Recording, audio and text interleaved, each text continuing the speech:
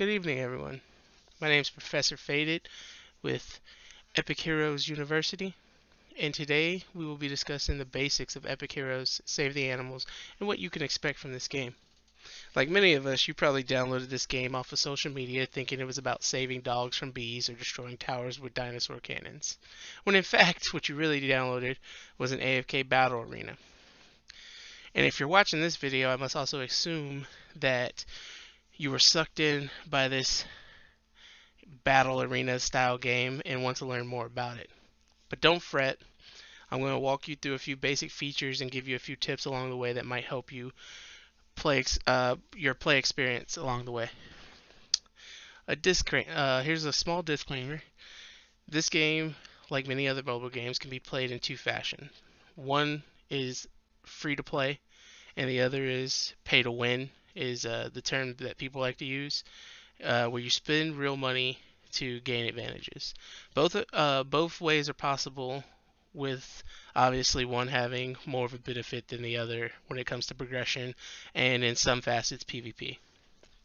However, don't let people in chat and the comments deter you and make you believe that the only way to play this game is to spend astronomical amounts of money. Um, you can still play and have a fun experience and you know, uh, strategize with the best of them. Doesn't mean you'll win in arena or whatever, but again, games are about just having fun. Um, so yeah, here goes the main screen. This is where you will end up after you have beaten stage 2 in X War. This is the X War screen. This is where the general progression of the game is. On my main account, I'm on 29, but for this video, I decided to start from the beginning. As you can see, you have a few different tabs on the screen, namely the check-in feature, which if you click it, every day you'll be able to get a free reward from the devs, and after your first 30 days, you'll accrue this S hero right here, and each time you'll move on to a different month, basically. You have your mail tab. Here, you'll receive in-game mail from events and so on and so forth. Your bag contains like your scrolls and all the other items that you pick up, puzzle pieces we'll discuss later. Um, your friends list. The friends list actually does serve a purpose. In the summoning tower, we will see that you will receive hearts from both sending them between your friends and also in the arena. And heart summons are a thing. This right here is your AFK time chest. Basically, every 2 hours, or this one, for instance, every 40 minutes, it'll fill up with the maximum amount of gold, hero XP, and player XP based on VIP level and how far you are progressed in X War. VIP level we'll discuss later as well. And you can click it early like I did and you would get the benefits. There is a quest later that will require you to collect it twice, so keep that in mind. On this left side, this is the basically pay side of the X War screen. Outside of these two things right here, the world map lets you return to worlds that you've already beat and progress to new worlds. This is the first event you will experience. This is the free tab from X War, so anything in this tab you'll be able to unlock by doing X War, hero upgrades, and so on and so forth. The discounted tab is where you will use gems to unlock things. This first one's really good value. For 10 summons, it typically costs you 2,200 gems in the summoning tower, so you get a 50% discount, so you should always buy this one.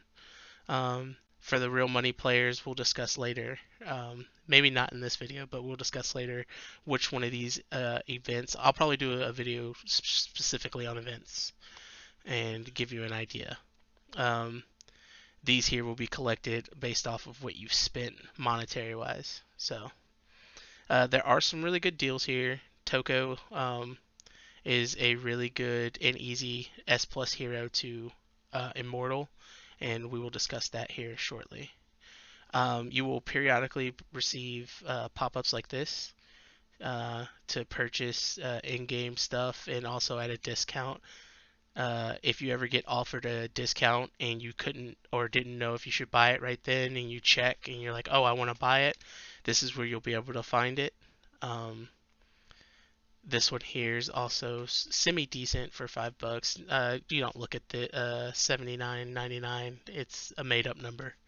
Um, this is probably the first thing that I would buy as a pay to win, and even as a free to play player. Like, think about this like this, guys.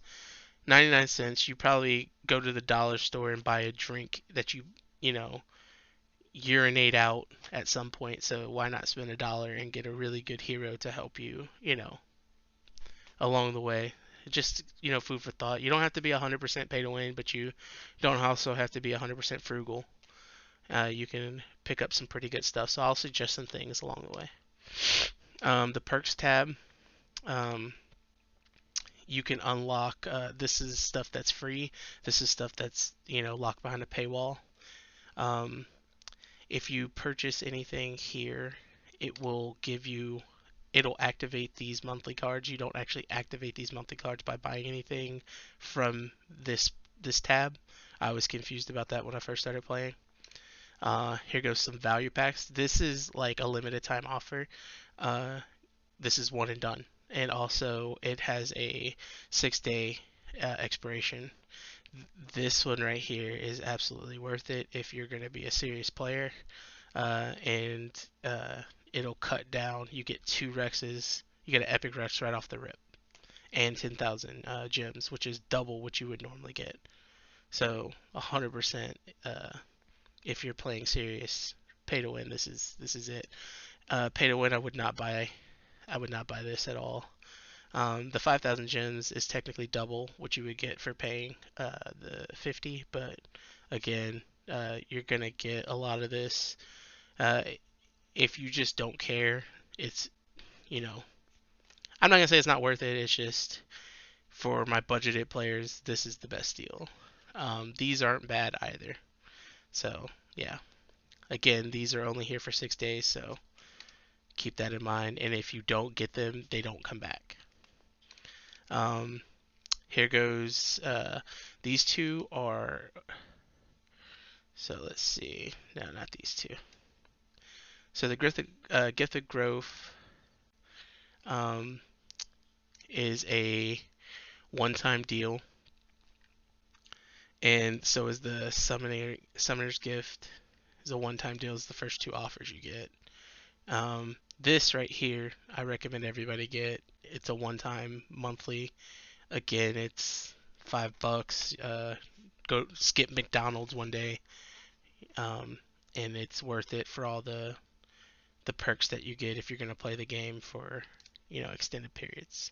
But like I said, you do not have to get any of that stuff. Some of it's quality of life, and some of it is just really good value if you are gonna spend money. All right, so you've probably already done all this. The game kind of forces you to do it if you want to play more levels of the dog or the dino, depending on when you download it. So let's go over here to the topic today. We're going to talk about heroes in this video. Let's get back on track.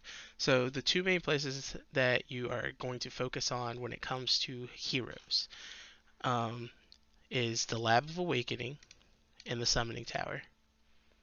There are 4 ways to get heroes.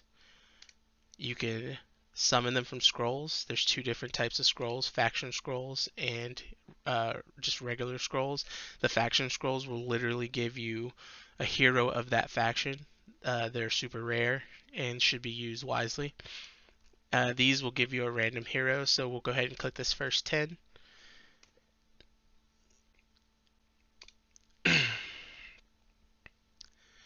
And we got our first S plus hero, and this is Each hero has a rating. There's 4 different ratings. This is an S hero. This is an A tier hero, and this is a B tier hero. B tier heroes are pretty much trash. You're going to decompose them after you finish the first stage of X4. Basically, you're going to start decomposing, and I'll show you how you do that. But the primary focus in the game is to build your S and S plus heroes, and the way you do that is going to be through utilizing the A tier heroes to help you awaken these heroes. So let's get out of this screen. There are also little bonuses for summoning a certain amount of times, and also here you'll be able to set up a wish list where you have a random chance to get a hero that you're trying to prioritize, and we'll discuss that later as well. So we're going to jump out of the summoning tower. And this tab right here is for the heart summons. So you'll get your hearts from friends and also from the arena later on. And this is where you'll summon here. So we'll hop out of here. We'll go over to the Lab of Awakening. Alright, so this is where the magic happens, so to speak. We're going to awaken this hero where we combine these 3 heroes to make a rare plus. So there are I believe, let's see, I have that written down.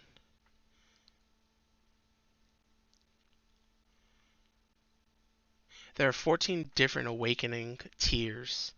What we're seeing here is Rare Plus. We have the Rare, we have Ordinary, we have Excellent, Excellent Plus, Epic, Epic Plus, Legendary, Legendary Plus, Mythic, Mythic Plus, Transcendent, Transcendent Plus, and then there's a weird tier here where it's Transcendent Plus Plus and then Immortal. You don't need to remember it all right now, but just know that there's 14 tiers, really only 13 because Ordinary doesn't really count because they get decomposed. But the reason it's important to know those tiers is your excellent heroes, your S and S plus heroes need to be awakened to Immortal. And the journey to getting there is through each of those steps. So notice how our Centaur is only excellent. If we get another Blaze Centaur, then that's going to go to Excellent Plus. Now, to get him to Epic is going to require another Excellent Plus, but you wouldn't use an S hero to do that. We call it fodder. You don't want to trade fodder you don't want to use S and S plus as fodder because they're very hard to come by, and these A tier heroes only can get awakened to legendary. So their sole purpose is in this game is to be used to help raise these heroes to their final form, basically. So keep that in mind. People will tell you all the time that there are some S tier heroes that are garbage and it's okay to use them as fodder. I would disagree because later on in the game, and not super late, hell, as early as mid game, you will run into different battles where you need multiple teams, and then also there is a faction specific there's a faction specific quest where you can only use creatures of the same faction. And speaking of factions, we'll go ahead and touch on that. There are 4 basic factions. That's the Dark, Superman, Technology, and Nature. These are your 4 basic factions, with the 2 superior factions being Universal and God. These 4 interact with one another, and these 2 interact with one another. Just like rock, paper, scissors, one faction has a weakness and against another, and the other has a weakness against another. So, for instance, a dark faction is strong against Superman. They'll do 25% more damage, and to show you what that looks like, we'll go we have to go to the battle screen. Let's skip this.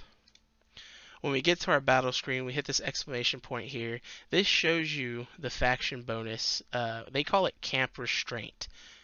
What that means is if I'm using a Dark Hero to fight a Superman hero, we're going to deal 25% extra damage. The same is true in reverse. So that means if you're using a Superman hero to fight a Dark Hero, it's actually going to do negative 25% damage.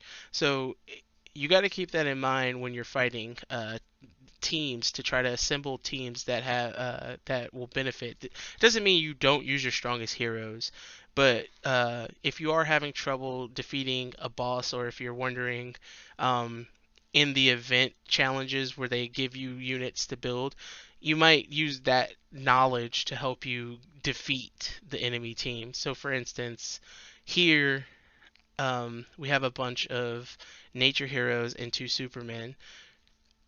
Nature is countered by technology, so it's telling me to use the rock. It's really telling me to use it because it's a S hero, but I need to level him first.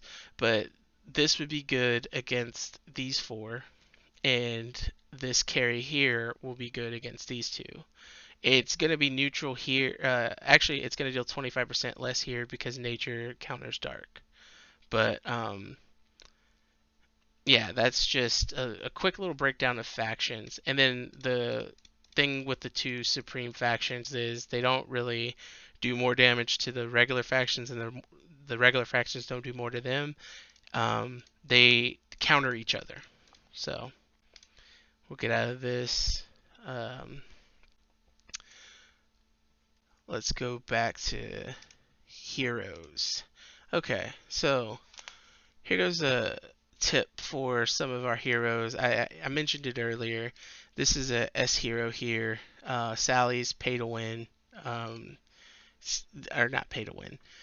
In this circumstance, Sally would be a pay to win hero. But if you want to be strictly free to play, don't fret. You will be able to get a copy of her for free. You get copies of her free from doing other things, including summons and whatnot.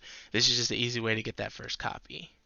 So, we're going to close this video down with some suggestions of what I think constitutes a pretty strong early game team that you can go after, that's pretty easily obtained and is quite readily available to newer players.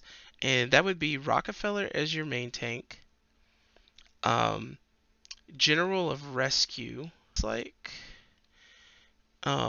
he's going to be a really good secondary tank. We're going to want to get Sally. Sally's going to be a really good damage carry, with Afra being a good healer for the comp. That'll be 4 S heroes that are pretty easy to attain. And now we'll look at some S plus heroes that are semi easy to obtain as well, with Thinker, Michelangelo, really strong. He has a group shield that helps prolong the fight so that Afra gets off more heals and just, keeps your team pretty healthy. And then my choice for your first S plus carry is definitely going to be Toko. Toko is one of the easiest S plus heroes to get copies of because she is the only hero that you can buy from the shopping mall with decomposed parts. And oh yeah, we'll do the decomposed heroes. So we're gonna go to our recycle station, go to hero decomposition, and we're gonna check this box. Now, whenever we do summons, it's automatically going to decompose the useless heroes and give us these blood frazzles, hero experience, and enhancement stones, which these 2 here are used for leveling and evolving our heroes, and these are used to purchase heroes from the shopping mall in the decomposition store. Toko is going to be in that store, and she just constantly refreshes after 2 or 3 days. So for a free player, you're going to get a lot of value out of that. Um, that pretty much covers, the basics on heroes, factions, and awakening. Um, I will probably touch more on awakening in another video, um, and show like the different levels of awakening so that it's a little bit more clear.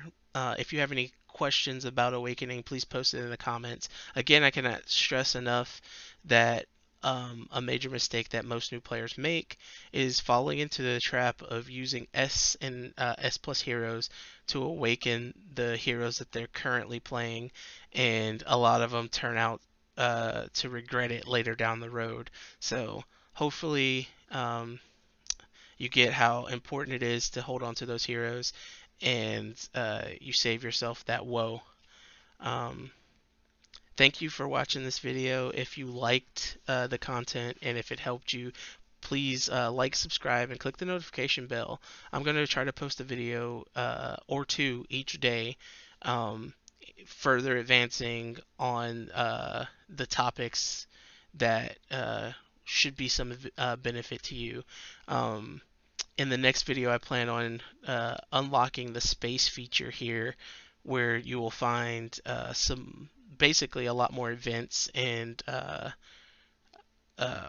boss fights and whatnot that you can participate in that will, you know, help you unlock more champions and so on and so forth. So, thank you again for your views and have a nice day.